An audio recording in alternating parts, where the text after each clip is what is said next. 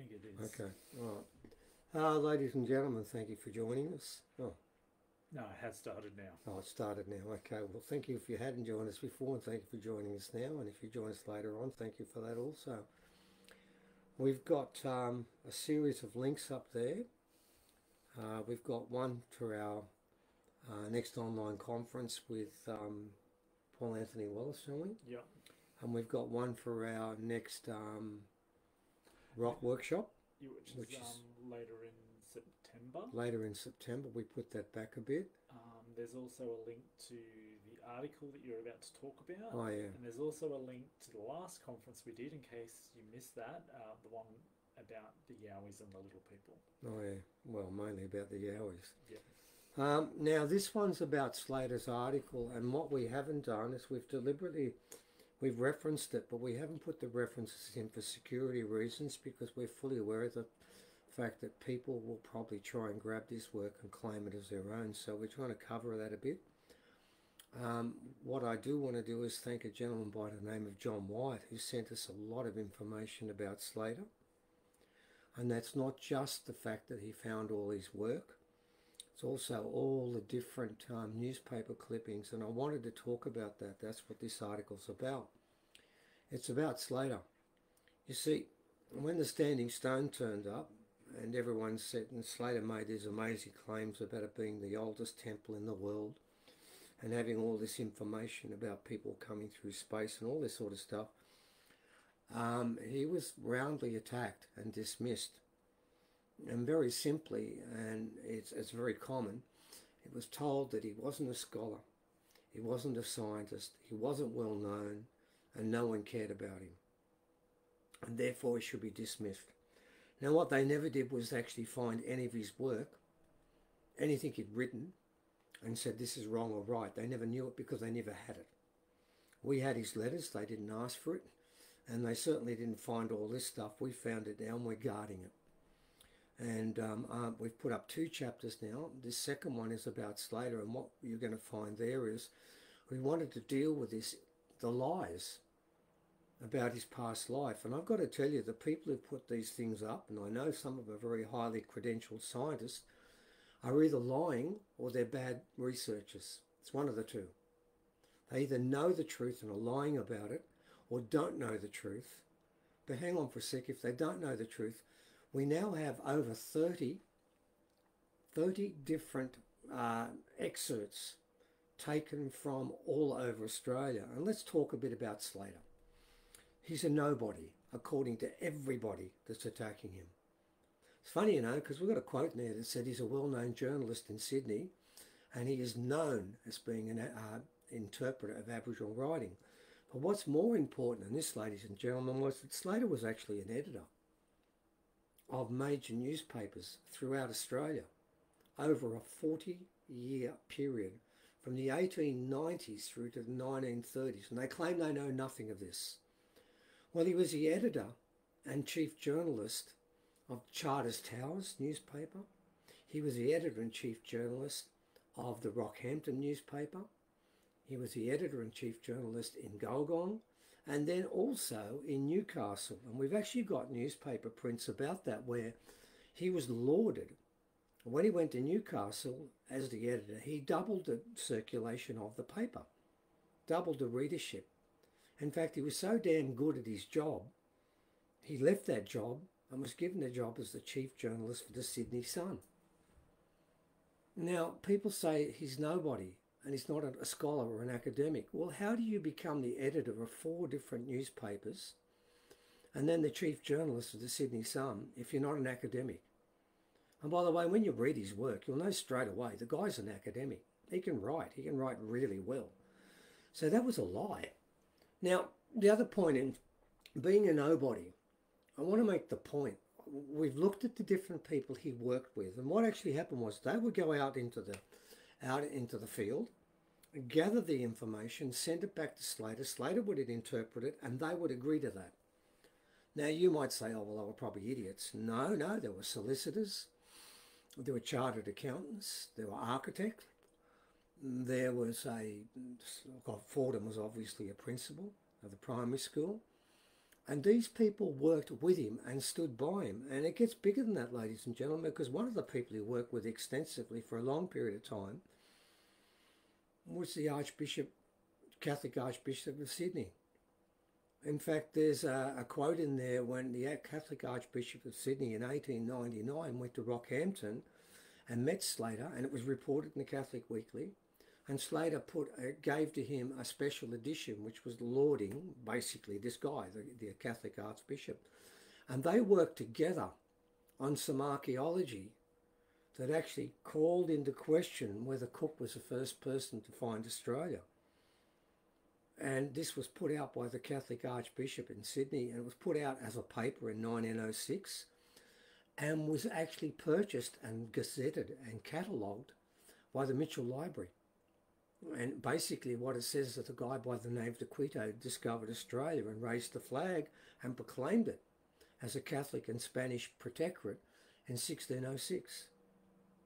Now, that was one of the main reasons, by the way, that Slater got slammed, because when the Catholic Archbishop died, Slater picked up that story and kept pushing it for the next 30 years. Now, to say that he's nobody is a lie. We've got quotes that say he is a well-known journalist up and down the east coast of Australia. One of the best. He also wrote poetry, which was published. He also wrote comedic operas. He wrote many different books. We know Sins of the Father, Passion Flowers, and something else. I can't remember the last part of it. He was doing all this stuff, as well as being an archaeologist. And of course, he was the head of the Australian Archaeological Society. So what we've done is we've gone through to make a point that everyone who's criticised Slater, and I've got to make the point, not one critique of Slater has inverted commas around it. Not one. They're all people who said, oh, I spoke to the family and they said he was a load of rubbish and everything. We don't take seriously at all anything he did, which, by the way, they said. Mind you, Slater died in 1947. They went and interviewed the family 70 years later. What would they know about him? What would they know about him? Virtually nothing. And it's funny, the only person who did know something about him was his son, who I think was around 14 at the time he died. And he said, oh, we don't take anything he did seriously. But he knew an awful lot about Aboriginal culture and myths. Now, I find it interesting that basically what we're looking at is we're trying to work out whether this guy is legitimate in his research into Aboriginal culture and myths. That's it. And all we're hearing is he's crazy. Well, I've got to tell you, if that's the case, let's ignore every scientist on this planet that has social issues, is considered a bit loopy, or considered doesn't fit in to mainstream and does things that are a bit weird. That would primarily mean you're going to get rid of half of them. So I don't even know why, even if he was crazy, that is actually has any relevance to what he said. The only relevance I can see amongst the critiques is the one admission they all made was he knew a lot about Aboriginal stuff, but he's crazy, you know, and I don't take any notice of anything he does. One person said, well, we don't take anything he did seriously. What, the fact that he was an editor of 4 different newspapers, you don't take it seriously? And particularly since at the time he was an editor, none of you people were alive and would know nothing about it. He was an editor of a newspaper in the 1800s and went through to 1930. And they dismiss all that as being unimportant. Well, it isn't. What we found is this guy was an exceptionally intelligent, aware, open academic that had a great love, not just interest, but great love of Aboriginal culture, and had a hold of the most important document that was ever written in Australia, which was by Eliza Dunlop, and he calls it the Great Record. Now, what we're doing is we're going to put 4 chapters together, plus the 2 we've just put up, and we're going to review them, and we're going to look at the paper he wrote. And of course, the Courier Mail said he never wrote a paper. And we've got that too. Everything that was written and said about Slater recently is a lie. What I can tell you, of the dozens upon dozens upon dozens of excerpts writing about Slater, there is only one of them that is a critique. And that's the critique of the work that the Catholic Archbishop and Slater were doing together, about the fact that Australia was discovered 160 years before by a Spanish person. And of course the Catholic Archbishop was very keen for this to be pushed, because at that stage in Australia, you know, may not be aware of it, but the Catholics and the Protestants did not get on. And the Catholic picked this up for quite some time. The Catholic Archbishop picked it up. And when he died in 1912, John Wyatt, the guy that did all this research, basically wrote underneath, well, when that happened, he picked up the baton and he became the person they started attacking. Now, it was interesting in that, and I've written in some detail about de Quito's claim that he actually was here for 54 days, and he was, in 1606, and why that didn't come through and why it was lied about and changed. But what's really interesting is that when you look at the description of the place and of the place that he landed, and then other people said, no, it's in New Hebrides, there are about 7 different descriptions of the harbour. And every one of them fits Port Curtis, which is in Rockhampton, and none of them fit New Hebrides. It's very clear, and that's what Slater was writing. It can't be the New Hebrides. He said this is what he saw there. And every one of those things, well, I'm the editor there. And by the way, after the bishop passed on, Slater went and did some archaeology around there and found a wreck and 3 Spanish cannons. Found them. And that's recorded in his newspaper that he wrote in before he moved on to other newspapers and got re-promoted each time from all the way up to Newcastle, then into Sydney. Now, ladies and gentlemen, the guy's legitimate. And here's the other part, and you've got to think about this. I know it's not true today, but in the 1930s, you know what you were supposed to do if you're the editor of a paper and the chief journalist? You're supposed to tell the truth. You're not supposed to put in opinions, which is something that's happened recently. But going back before the Second World War, the paper's job was to report what happened. And that was his job for over 40 years, to report the truth. So what is he today? A liar, a madman, a crazy man? Nobody knew a thing about him. That's a lie. Everybody knew who he was. He was a well-known journalist throughout the east coast of Australia. So have a look at that article. It's the truth. And it tells us that Slater was a legitimate human being, and he was telling the truth, and he did get a hold of Eliza Dunlop's, what he calls the Great Records. He mentions it in his book. And further on, he goes on to tell us that the first language that is written in the picturegrams in Australia was written all around the world. And he claims that you can read anything, anywhere on this planet, and you can understand what they were saying. Then he makes another amazing claim that the people earlier on, going way back to this time, way back, and we're going back 150, 250,000 years according to him, they knew more about the truth and about the soul and about civilization than we do today. He claims that we have gone backwards. Of course, that's quite an unpleasant thing to say, and that's one of the reasons he was slammed. But you know what?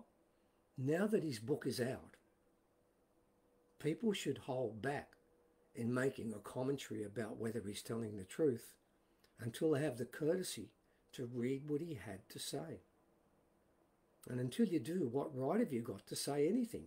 And the answer is you don't. You don't have a right.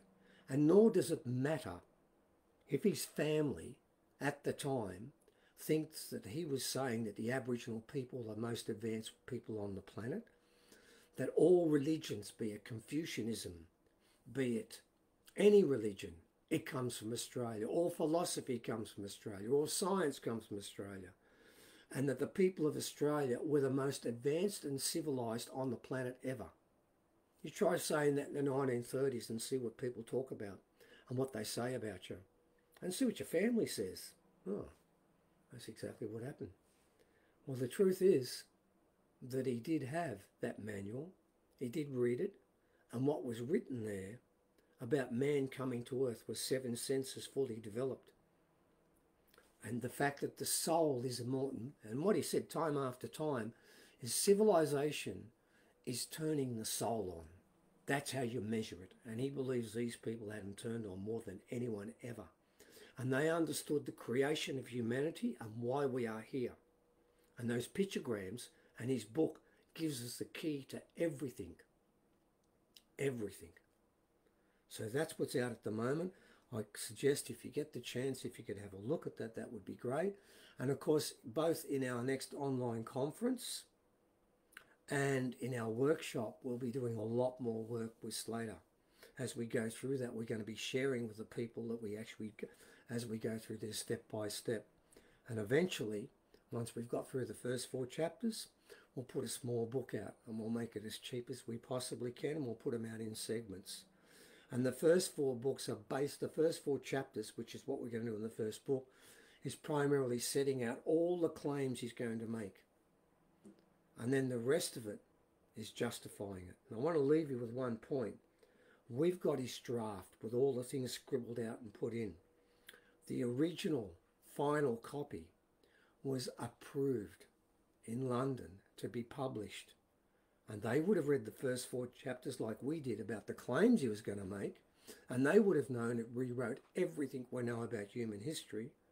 But lo and behold, ladies and gentlemen, they, unlike all of the critics, read all of the 650 pages in Scribes of the Stone Age, read the whole book, ticked it, and said, yep, we know this challenges everything, but we're going to back it.